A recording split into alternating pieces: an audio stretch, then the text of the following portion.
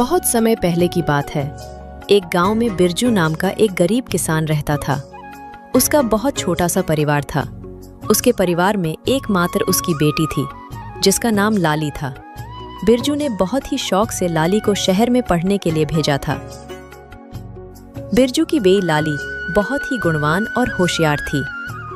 उसी गांव में बलवंत सिंह नाम का एक लालची और बेईमान जमींदार रहता था। वह अपने जमीन गरीब किसानों को ठेके पर देता था और उस जमीन के बदले वो गरीब किसान से बहुत ज्यादा कर वसूलता था। जमींदार बलवंत सिंह बहुत ही ज्यादा लालची था। वो गरीब किसानों को बहला फुसलाकर पहले तो अपनी जमीन ठेके पर देता और बाद में किसानों से ही शर्त रख देता था। इन गरीब किसानों की भी क्या जिंदगी है।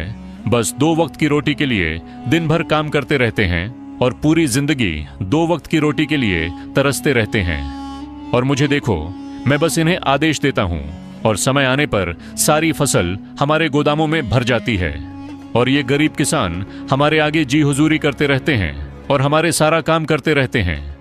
इसे कहते हैं दिमाग हो तो बलवंत सिंह के जैसा, वरना ना हो। हाँ मालिक, आप तो यहाँ के जमींदार हैं और किसानों को अपनी मुट्ठी में रखते हैं। इनको कैसे इस्तेमाल करना है ये आप भली भांति जानते हो। मालिक, यहाँ क्या अगल बगल के और भी गांव पर आप ही का राज्य है। आपकी मर्जी के बिना तो एक पत्ता भी नहीं हिलता। इसीलिए तो मैं यहाँ का राजा हूँ। मैं इन बेवकूफ किसानों को ऐसी ऐसी शर्त पर जमीन उधार दे रखी है कि मेहनत ये करते हैं और फसल मैं अपनी मुट्ठी में कर लेता हूँ। आखिर इनकी औकात ही क्या है मेरे सामने।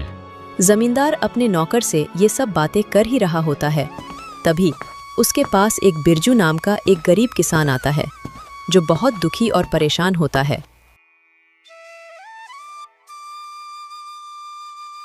मालिक, मैंने सुना है कि आप किसानों को जमीन ठेके पर देते हो। अरे हाँ भाई, तुमने बिल्कुल ठीक सुना है। मैं अपनी जमीन किसानों को ठेके पर देता हूँ। तो मालिक, आप मुझे भी अपनी जमीन ठेके पर दे दीजिए। मैं भी आपकी जमीन पर 1 साल के लिए ठेके पे काम करना चाहता हूँ। मेरा नाम बिरजू है और मैं पास के ही गांव बसंतपुर में रहता हूँ। अच्छा ठीक है बिरजू, मैं तुम्हें अपनी जमीन ठेके पर दे दूंगा, लेकिन मैं अपनी जमीन ठेके पर देने पहले से पहले कुछ शर्त रखता हूँ। ठीक है मालिक, मैं आपकी शर्त मानने के लिए तैयार हूँ। बताइए आपकी क्या शर्त है। शर्त यह है कि तुम्हें मेरी जमीन पर काम करना होगा और 1 साल के बाद उस जमीन पर जो भी फसल उगेगी उसका आधा हिस्सा तुम्हारा होगा और आधा हिस्सा मेरा होगा। जी ठीक है मालिक, मुझे आपकी शर्त मंजूर है। जमींदार से जमीन की कागजी कार्रवाई करने के बाद बिरजू अपने घर चला जाता है और अगले दिन खेती करने के लिए उस खेत में पहुंच जाता है। चलो, अब जमींदार साहब से जमीन तो ले ली है, अब इसमें खेती करना शुरू कर देता हूँ। उम्मीद है इस जमीन पर अच्छी फसल होगी। मुझे इस जमीन पर बहुत मेहनत करनी होगी, तभी मेरे लिए कुछ बच पाएगा। बिरजू उस खेत पर दिन रात मेहनत करके फसल उगाता है। कुछ महीनों बाद गेहूं की फसल उगकर तैयार हो जाती है और बिरजू गेहूं की फसल की कटाई शुरू कर देता है। बिरजू के उगाए हुए फसलों की खबर जमींदार बलवंत सिंह के कानों तक पहुंचती है। क्या मालिक, आपको पता नहीं है क्या आज मदन अपने फसल की कटाई कर रहा है। इस साल तो बिरजू ने बहुत अच्छी गेहूं की फसल उगाई है। बिरजू ने जो गेहूं की फसल उगाई है वह तो एकदम से लहलहा रही थी। बिरजू ने उसकी कटाई करना शुरू कर दिया है।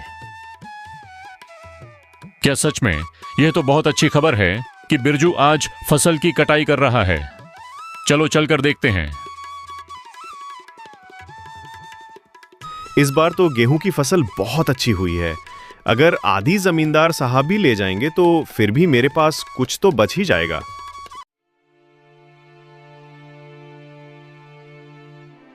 अरे बिरजू, तुमने तो फसल तैयार कर दिया और इस बार की फसल तो बहुत अच्छी लग रही है देखने में। हाँ मालिक, इस बार मैंने गेहूं की फसल लगाई है। इतनी अच्छी गेहूं की फसल उगाने के लिए इस बार मैंने अपना खून पसीना एक कर दिया है। मैंने दिन रात मन लगाकर इस खेत में बहुत मेहनत की है, तब जाकर इतनी अच्छी फसल हो पाई है। इसलिए अब तो मैंने कटाई भी शुरू कर दी है। अरे ओ बिरजू, ये तो मेरी उपजाऊ जमीन का कमाल है। तुम्हारी मेहनत से कुछ नहीं हुआ है। उपजाऊ जमीन के कारण इतनी अच्छी फसल हुई है। तुम्हारी मेहनत हो या ना हो, फसल तो अच्छी होनी ही थी। मालिक, खेत भले ही उपजाऊ हो, अगर उसमें मेहनत नहीं होगी तो फसल कैसे उगेगी? मैंने बहुत मेहनत की है इस खेत में। ज्यादा मत बोल बिरजू, मेहनत तो किराए के मजदूर भी करते हैं। असली कमाई का हकदार तो वही है जिसकी जमीन है। शर्त के मुताबिक जल्दी से मेरे फसल का आधा हिस्सा निकाल। चल जल्दी कर, मुझे बहुत सारे काम है, मुझे वापस भी जाना है। ये कहकर जमींदार बिरजू से सारी गेहूं की अच्छी फसल लेकर चला जाता है और खराब फसल बिरजू के पास छोड़ देता है, जिसे देखकर बिरजू मायूस हो जाता है। हे ईश्वर, इतनी जी तोड़ मेहनत करने के बाद बस इतनी सी फसल मेरे हाथ आई है। हम गरीबों को लोग ऐसे ही लूटते हैं। इतनी मेहनत करने के बाद भी हमारे हाथ में कुछ नहीं आता है। हे ईश्वर, कब मेरी अपनी जमीन होगी? बिरजू इसी तरह अपनी जिंदगी काट रहा था।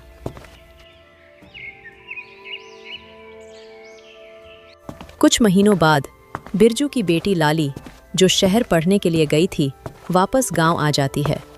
वापस गांव आने पर जब उसने गांव का नज़ारा देखा तो उसे बहुत दुख हुआ।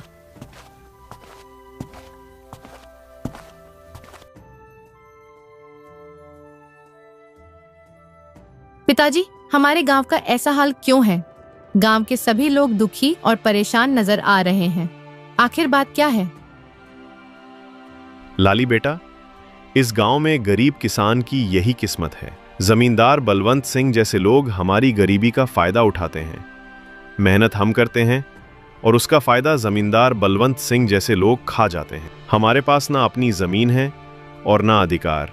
हम गरीब किसान बस मेहनत करते हैं और भूखे रहते हैं। किसानों की ऐसी दयनीय स्थिति को सुनकर लाली बहुत दुखी हो जाती है। पिताजी, आप चिंता मत कीजिए। अब मैं आ गई हूँ और यह अन्याय अब और नहीं चलेगा। आज से मैं आपके साथ खेतों में काम करूंगी और उस लालची जमींदार को उसी की शर्तों में बांध दूंगी। मालिक, अब से मैं पिताजी के साथ खेतों में काम करूंगी। अगले ही दिन लाली जमींदार बलवंत सिंह के यहाँ पहुंच जाती है। अरे लाली, तुम यहाँ कहो, क्या बात है? मुझे ठेके पर कुछ जमीन चाहिए। तुम तो एक लड़की हो, अब तुम खेती करोगी? अरे तुम अभी बच्ची हो, तुम्हारे अंदर इतना दम नहीं है। तुम पढ़ी लिखी लड़की हो, खेती नहीं कर पाओगी। नहीं मालिक, ऐसा मत बोलिए। भले ही मैं पढ़ी लिखी हूँ, मगर हूँ तो एक किसान की बेटी ही ना। खेती करना मुझे अच्छी तरह से आता है। अच्छा चलो ठीक है, तुम्हारी बात मैं मान लेता हूं। वैसे भी काम का क्या रह गया है? पढ़ लिख कर तो सभी ऐसे ही बेरोजगार घूम रहे हैं। आपका बहुत बहुत धन्यवाद मालिक। अरे धन्यवाद बाद में दे देना, पहले मेरे नियम और शर्तें को सुन लो। आपकी क्या शर्त है मालिक, बताइए। जमींदार बलवंत सिंह, ये तो बच्ची है। इस बार कुछ ऐसी शर्त बता देता हूं जिससे इसकी सारी फसल मेरी हो जाएगी। वैसे भी इसके पिता बिरजू हर साल गेहूं ही लगता है, तो ये भी गेहूं ही लगाएगी। अच्छा लाली सुनो, तुम जो भी फसल लगाओगी उसका आधा हिस्सा मैं रखूंगा और आधा हिस्सा तुम रखोगी। लेकिन ऊपर का हिस्सा मैं रखूंगा और नीचे का हिस्सा तुम रखोगी। अगर तुम्हें मेरी यह शर्त मंजूर है तो बोलो। ठीक है मालिक, मुझे आपकी शर्त मंजूर है, ऐसा ही होगा।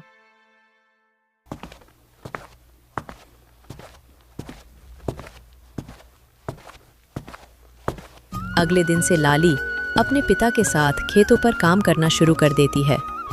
लाली ने इस बार धान की बजाय आलू की फसल लगाई और कुछ महीने बाद फसल तैयार हो गई। आलू की फसल इस बार बहुत अच्छी हुई थी। अब लाली और उसके पिता दोनों खेत से आलू की फसल निकालने लग जाते हैं।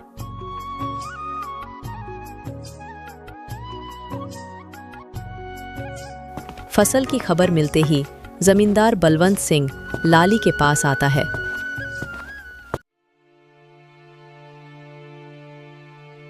अरे लाली, शर्त तो याद है ना तुम्हें? हाँ हाँ मालिक, मुझे सब कुछ याद है। आधा आपका और आधा मेरा। और आपने कहा था कि ऊपर का हिस्सा आपका होगा और नीचे वाला का हिस्सा मेरा होगा। देखिए मालिक, इसने तो चालाकी कर दी। ये धान की फसल नहीं है, ये तो आलू की फसल है। अरे ये क्या लाली, इस बार तुमने आलू लगाया है? ये तो आप ही की शर्त थी मालिक, और आपने ही शर्त बताई थी, और अब आप ही शर्त मानने को तैयार नहीं है। अरे लेकिन मैं इस घास फूस को लेकर क्या करूंगा, जबकि सारे आलू तो तुम ले रही हो।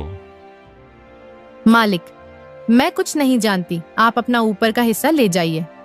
इस तरह अपनी चालाकी दिखाते हुए लाली ने बेईमान जमींदार को मुंह तोड़ जवाब दिया और सभी आलू लेकर घर आ गईं और घास फूस जमींदार के हिस्से छोड़ आईं। मालिक, पूरे गांव में आज तक किसी ने भी आपसे चालाकी दिखाने की हिम्मत नहीं की, और ये बिरजू की बेटी लाली इतनी आसानी से आपको बेवकूफ बना गई। अरे ये बिरजू की बेटी मुझे क्या बेवकूफ बनाएगी? आने दो, इससे अगली बार उसे ऐसा सबक सिखाऊंगा कि मुझसे उलझने की कोशिश नहीं करेगी।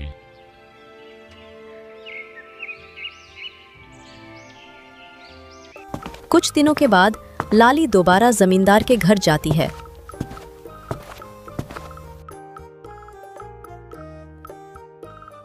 कैसे है मालिक? अरे लाली, फिर से तुम कहो, क्या चाहिए तुम्हें? आपकी जमीन ठेके पर चाहिए थी। ठीक है, मैं तुम्हें अपनी जमीन ठेके पर दे दूंगा, पर मेरी इस बार की शर्त भी कान खोलकर सुन लो लड़की। इस बार तुम्हारी कोई चालाकी नहीं चलेगी लड़की। इस बार नीचे का हिस्सा मैं लूंगा और ऊपर का हिस्सा तुम्हारा होगा। क्या तुम्हें मेरी यह शर्त मंजूर है? मालिक, मुझे आपकी शर्त मंजूर है। मालिक, इस बार फसल के ऊपर का भाग मेरा ही होगा। इस तरह लाली जमींदार से बात करने के बाद घर आ जाती है। इस बार भी लाली दोबारा खेती करने की तैयारी में जुट जाती है। लाली इस बार गेहूं की फसल लगाती है। कुछ दिनों बाद गेहूं की फसल काफी अच्छी उगाती है। अरे वाह, इस बार तो गेहूं की फसल खूब अच्छी दिख रही है। मजा आ गया। आने दो उस बेईमान जमींदार को, तब उससे मजा चखाती हूँ। कुछ दिनों के बाद जमींदार लाली के पास आता है। जैसे ही जमींदार लाली के खेत के पास पहुंचा तो गेहूं की फसल देखकर उसका तो दिमाग ही चकरा गया। अरे ये क्या, इस लाली ने तो इस बार गेहूं की फसल लगा दी है। ये लड़की तो जितना मैं सोच रहा था उससे कहीं होशियार निकली। प्रणाम मालिक, कैसे हैं? आप ठीक तो है ना? देखिए मालिक, इस बार मैंने गेहूं की फसल लगाई है और आपकी शर्त के अनुसार फसल के ऊपर का हिस्सा मेरा होगा और नीचे का हिस्सा आपका होगा। इस तरह अपनी चतुराई से लाली ने दोबारा जमींदार बलवंत सिंह को मूर्ख बना दिया और जमींदार एक बार फिर से धोखा खाकर गुस्से से तिलमिला गया। अरे मालिक, उस पिद्दी सी लड़की का दिमाग तो देखिए।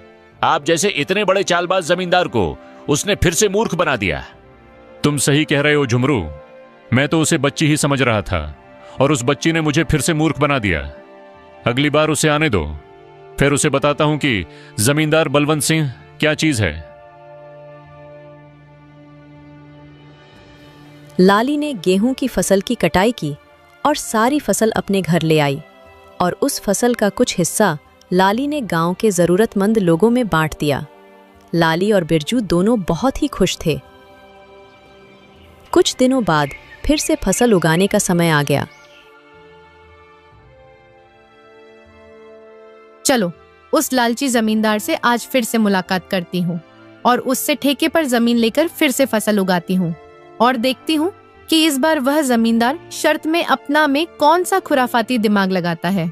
ये सोचकर लाली ठेके पर जमीन के लिए उस जमींदार के पास फिर से जाती है। अच्छा, तो तुम मुझसे मिलने के लिए फिर से आ गई। देखो लड़की, तुम मुझसे ज्यादा होशियार बनने की कोशिश मत करना।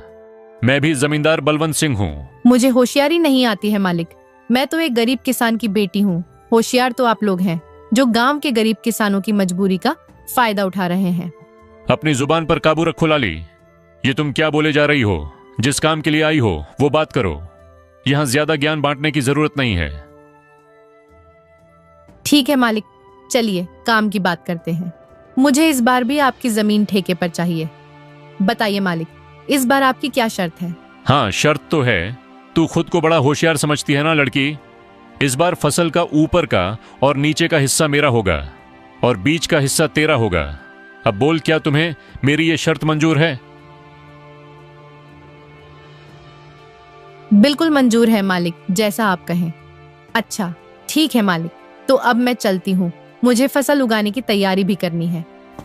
लालची जमींदार की बात मानकर लाली अपने घर चली जाती है और वो फिर से फसल उगाने की तैयारी में लग जाती है और इस बार वो गन्ने की फसल लगाती है। लाली ब्या, इस बार तुमने खेत में कौन सी फसल लगाई है? पिताजी, इस बार मैंने गन्ने की फसल लगाई है। फसल काफी अच्छी हुई है, इस बार भी आमदनी अच्छी होगी पिताजी। ये तो बहुत अच्छी बात है बेटा, तुम बस ऐसे ही मेहनत करती रहो। कुछ महीनों बाद लालची जमींदार और उसका नौकर दोनों लाली के पास आते हैं। मालिक, इस बार तो लाली का दिमाग ही चकराने वाला है। इस बार तो आपने शर्त ही ऐसी रखी है, ऊपर का हिस्सा आपका और नीचे का भी हिस्सा आपका। तुमने बिल्कुल सही कहा झुमरू। इस बार मैंने अपने दिमाग का 100% उपयोग करके ब्रह्मास्त्र छोड़ा है। मैं भी अब देखता हूं वो किसान की बेटी लाली कैसे बचती है। इस तरह दोनों बातें करते हुए खेत के पास पहुंच जाते हैं और जैसे ही वो खेत के पास पहुंचते हैं तो देखते हैं कि इस बार लाली ने गन्ने की खेती की है। मालिक, ये लाली तो आपकी भी अम्मा निकली। देखिए जरा, इस बार उसने कौन सी फसल लगाई है। अरे ये क्या, इस लाली में तो इस बार गन्ने की फसल लगाई। अब बताओ भला, ऊपर का और नीचे का हिस्सा मेरा होगा और बीच का हिस्सा उसका होगा। मतलब इस बार भी मेरे हिस्से में घास फूसी आनी है। मैं इस बार भी बेवकूफ बन गया, मान गया इस किसान की बेटी के दिमाग को।